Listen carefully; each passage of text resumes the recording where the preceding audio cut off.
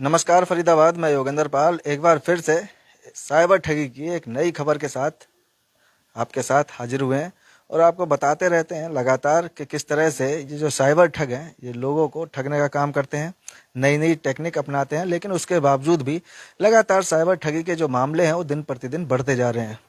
आप कह सकते हैं कि लगभग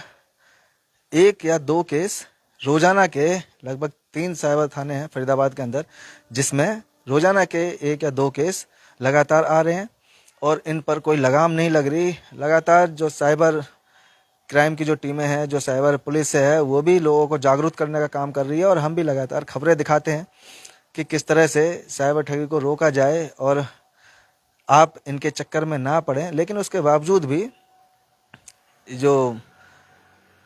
FIR हैं वो लगातार साइबर ठगी को बढ़ती जा रही हैं। ऐसा ही एक मामला नहर पार पूर्वी प्रथम प्राणायाम से सामने आया है। सेक्टर 84 की सोसाइटी है, जहां एक महिला से लगभग 26.5 लाख रुपए की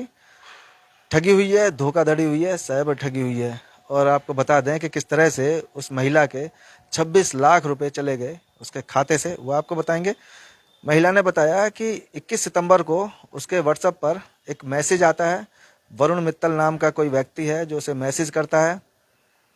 और उससे कहता है शेयर मार्केट में पैसे लगाने के लिए। कोई कंपनी बताता है जिस कंपनी से ट्रेडिंग करने के लिए उससे बार बार बोला जाता है। तो महिला एक दिन उस मैसेज को देखती है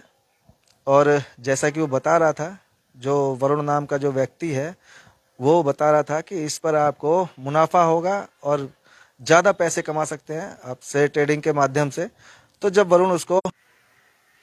बहुत से लोग जुड़े हुए थे, ऐसे ग्रुप के साथ उस महिला को जोड़ दिया जाता है। जब महिला देखती है कि वहाँ जितने भी लोग जुड़े हैं वो लगातार अपने स्क्रीनशॉट भेज रहे हैं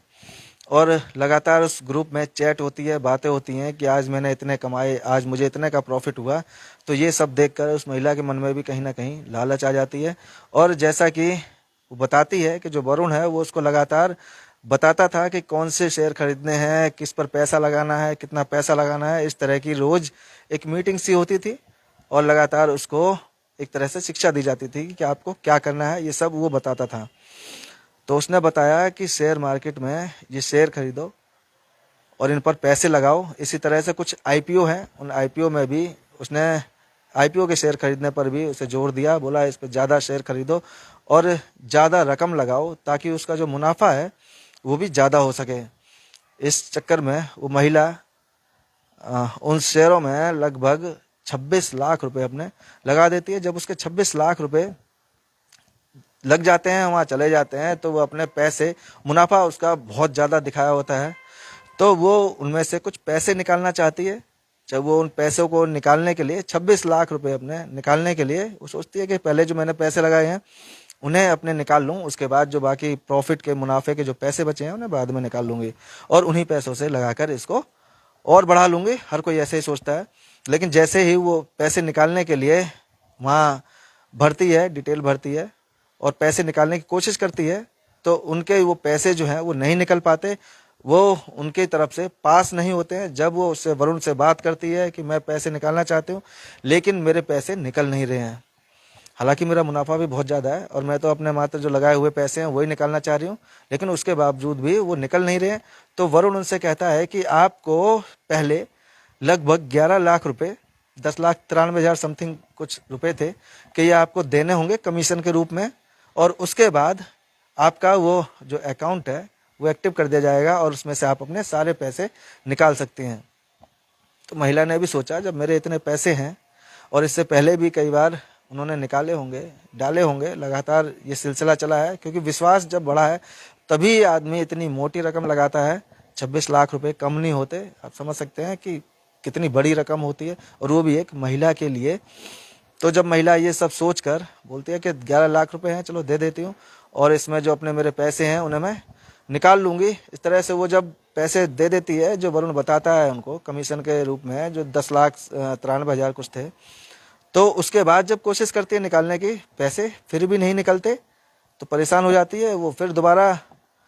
वरुण से बात करती है कि मैंने जो आपने कमीशन मांगा था वो कमीशन के पैसे भी 11 लाख रुपए दे दिए, लेकिन उसके बावजूद भी मैं अपने पैसे निकाल नहीं पा रही हूँ। वरुण उनसे टाल मटोल करता है उस महिला से, और 1 दिन का 2 दिन का टाइम मांगता है कि थोड़ा समय लगेगा, कभी सर्वर बिजी है तो कभी कुछ है, तमाम तरह की बातें बताता है कि ये पैसे आपके निकल जाएंगे, आप चिंता ना करें। जैसे जैसे समय बीतता है वैसे वैसे महिला को शंका होती है और थोड़ी घबराहट होती है, क्योंकि उसके बहुत ज़्यादा पैसे जा चुके होते हैं। लेकिन एक दिन जब महिला उससे कांटेक्ट करती है, बात करती है, तो वो बात नहीं हो पाती, फ़ोन नहीं उठाता, और तब महिला घबरा जाती है। तो वो समझ जाती है कि उसके साथ कहीं ना कहीं फ्रॉड हुआ है, उसके साथ धोखाधड़ी हुई है, साइबर ठगी हुई है, जिस बात का उसे डर था। क्योंकि आज भी लगभग हर इंसान को पता है कि लालच बुरी बला है, लेकिन उसके बावजूद भी लोग इसमें फंस जाते हैं, और उनको डर रहता है कि कहीं ऐसा न हो हमारे साथ भी कोई इस तरह की धोखाधड़ी हो जाए। पर उनका जो सारा ध्यान है वो इस तरह से डाइवर्ट कर दिया जाता है, उनको इतने बड़े बड़े मुनाफे दिखाकर, उनको लालच दिखाकर इस तरह से डाइवर्ट कर दिया जाता है कि उनका मन जो है सारा वहाँ रहता है पैसों पर,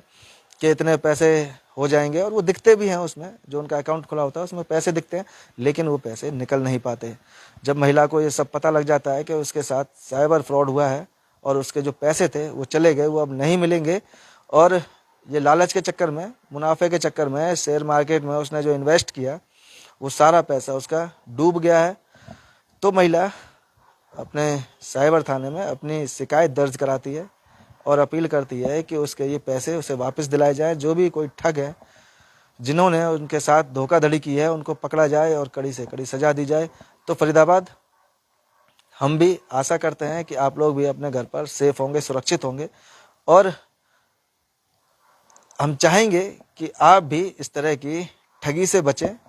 किसी भी शेयर मार्केट में मुनाफे के चक्कर में ना पड़े, नहीं तो आप भी ठगे जा सकते हैं। तो जोड़ेंगे आपको शहर की ऐसी और महत्वपूर्ण खबरों के साथ। बहुत बहुत धन्यवाद।